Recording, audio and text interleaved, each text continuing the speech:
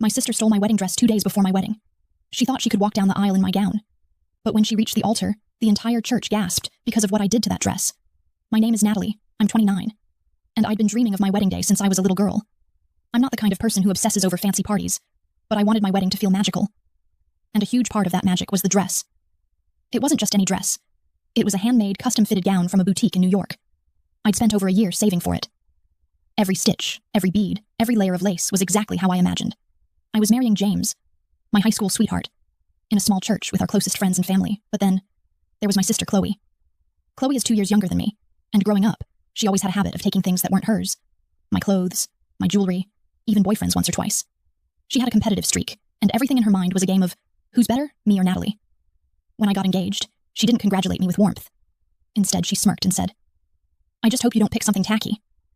A month before my wedding, Chloe announced she was also engaged. She said she'd be having a small ceremony a few weeks after mine.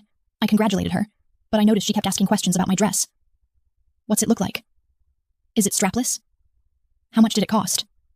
I dodged most of her questions, not wanting her to know too much. 2 days before my wedding, I went to my mom's house, where I was keeping the dress for safekeeping, to do a final fitting. The closet was empty. I searched everywhere, heart pounding, until I saw my mom's uneasy face. Natalie, I think Chloe borrowed it. Borrowed? I called Chloe immediately. She answered with a laugh. Relax, Nat. I just wanted to see how it looked on me for my wedding. You'll get it back in time.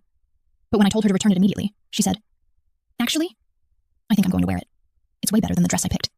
You can just get another one. I was shaking. I'd worked so hard for that dress. I could have screamed. I could have gone to her apartment and ripped it off her. But instead, I decided to wait. Because if she wanted to wear my dress, I'd make sure it was a dress no one would ever forget. That night, with the help of my cousin Lisa, I borrowed the dress back from Chloe's apartment while she was out with friends. I didn't damage it permanently. I'm not heartless. But I made a few adjustments. 1.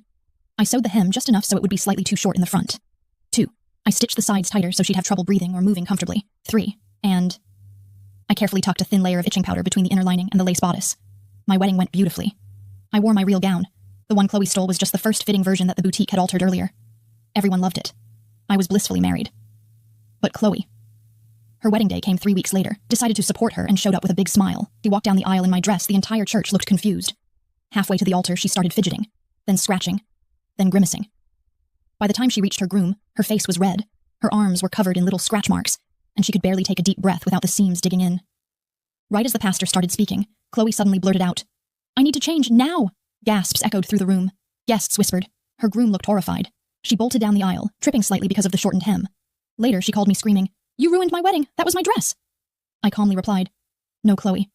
It was always mine. You just stole it. Consider that my wedding gift to you.